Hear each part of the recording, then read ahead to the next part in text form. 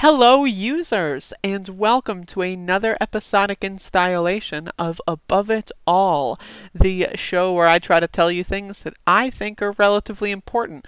So I made a little funny Liberty Loop video the other day about how a bunch of people were melting down because AOC did her nomination speech for Bernard Sanders, and they were like, "But I thought Biden was the nominee, man!" Just proves they have no idea how conventions work. It's just really funny. But Bernie Sanders elucidated on this whole kind of bizarre, drama and provided some very interesting details. So let's watch. Representative Ocasio-Cortez, should she have been given a longer speaking slot at the convention? Well, I think there is some confusion about that, and I think the reason for the confusion has to do with the DNC and it has to do with the media.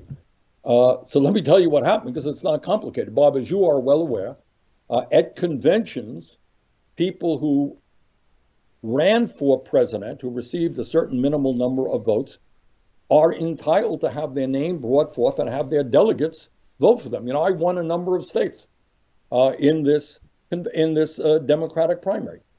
And the people who supported me have a right to say, well, you know, I voted for Bernie Sanders. And that's all that this is kind of perfunctory. This is what is done in every convention. It's done in normal Republican conventions. Again, I just want to remind everyone here that NBC News, MSNBC, also CNN, other news outlets, Andrew Yang was tweeting about this. A bunch of liberals were talking about, oh, AOC did a nomination for Bernie Sanders, but Joe Biden's the nominee. How dare she? It's like, I've watched one Democratic convention. It was the 2016 convention. Okay? I know what this was. It was pretty fucking, especially when the chyron on the MSNBC broadcast was like, AOC gives Sanders nomination speech, right? Like, that was the chyron the whole time. My tripod's about to break. Give me money on Patreon so I can buy a new one. But, so, like, and then you had all these same news outlets go like, oh, how dare she? But, like, again, it's bizarre. It's dumb. It's stupid. And it just proves that liberals are a bunch of dullards. They don't know anything. They keep crying, division! Division! They're being so divisive! When they don't know the fucking rules to the goddamn convention, dude. But Bernie Sanders is about to drop another bomb, and I think it's really fucking interesting. Democratic convention. I asked Alexandria. We were told by the Biden campaign, which was fine, that you'll have two 1-minute slots, one to nominate you and one to second you. And we had Bob King, who's the former president of the United Automobile Workers, one of the great unions in this country, from Michigan. Bob nominated me, and Alexandria seconded me. And I think what the DNC was saying is, oh, she's speaking. No, I mean, they didn't invite her. I think they should have. That's a whole other story. They should have invited her more. What's the story there? Well, I mean, the story is they should have had more progressive speaking, giving them speaking spots. But this was just a perfunctory nomination and seconding of me, of which there was 1 minute. That's it. And she was accused of not, saying she supported Biden. She was nominating me. She is, of course, supporting Biden. So I think the confusion there rests with, I think, what the DNC was saying, and certainly media not understanding what happens at a convention. I totally get that, Senator, but it's also a choice to give her that 1 minute nominating speech versus 6 minutes or 7 minutes. Yeah, that's right. I gave her the 1 minute. Now, that was my choice. Pay attention. If I wanted you to nominate me, I could have asked you. I could have asked anybody.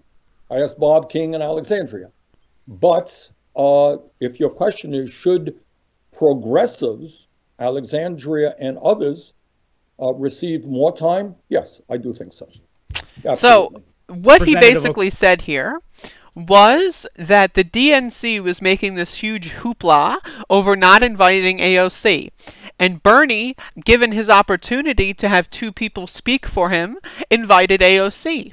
And then the DNC said to the media, yep, AOC's getting a 1 minute time slot. and like trying to make it like, oh, the DNC is gifting her this 1 minute time slot, when in reality it was Bernie Sanders who utilized his 1 minute introduction, or one of his 1 minute introductions and nomination speeches for AOC to give her that kind of pedestal and platform. Okay, the DNC had nothing to do with it. They blacklisted her, and Bernie decided to bring her into there.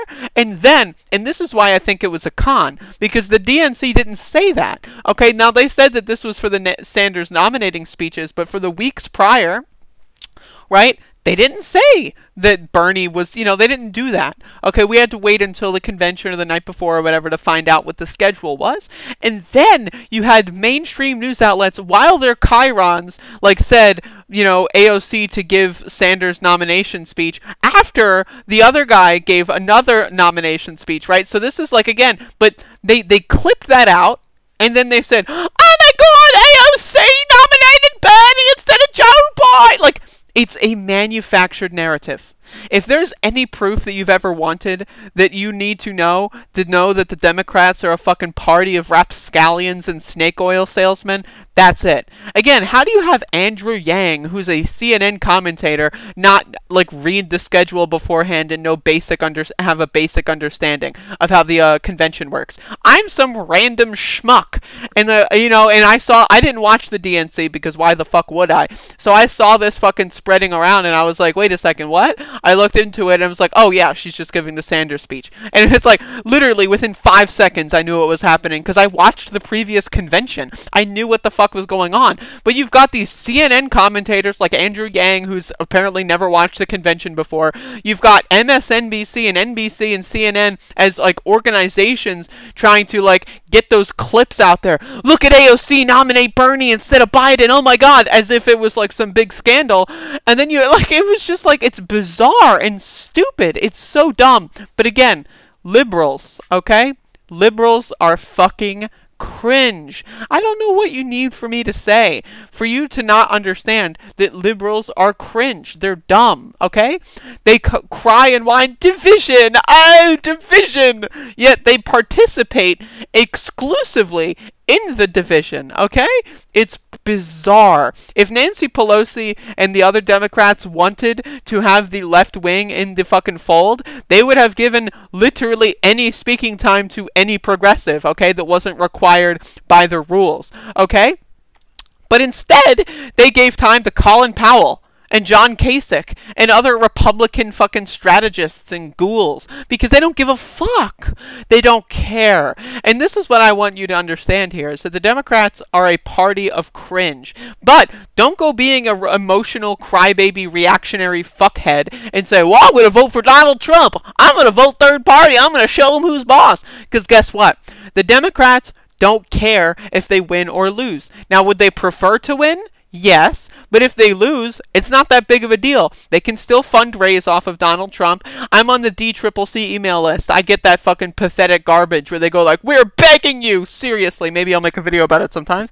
But they will literally put in the subject line, we are begging you. Donald Trump did something unbelievable. And then you get like a bunch of boomers go like, oh no! And then they give like fucking $10 or whatever, okay?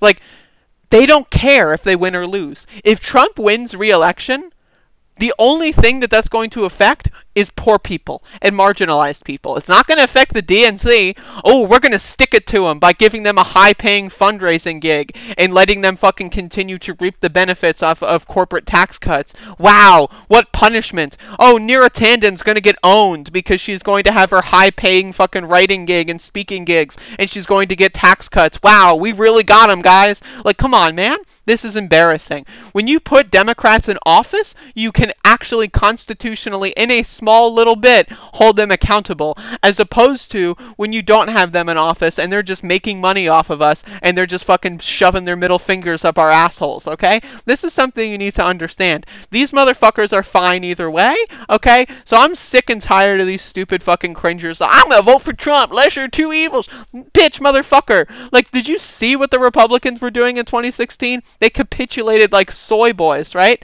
Because guess what? Trump won. And that's how they should have done it. So because they capitulated like soy boys and actually believed in basic tenets of democracy, that doesn't mean that all of a sudden they're not corrupt. That just means that as an intra-party affairs go, they are slightly less corrupt because they all agree on the basic issues. They all agree black people are icky. They all agree trans people are gross. They all agree gay people are evil, right? They all agree on that shit. So what the fuck? They don't need to fight over things. Whereas the Democratic Party has a bunch of people who think trans people deserve human rights and a bunch of people who think trans people are icky. So there's a lot more intra-party fucking carnage. And as a result, you get shit like this. But again, it's all a big con. It's Hamilton in real time. It's a play. Okay, none of this shit matters. It's fucking fake. Okay, so when you go out there and say, I'm gonna vote third party, because like you're falling for their fucking scam.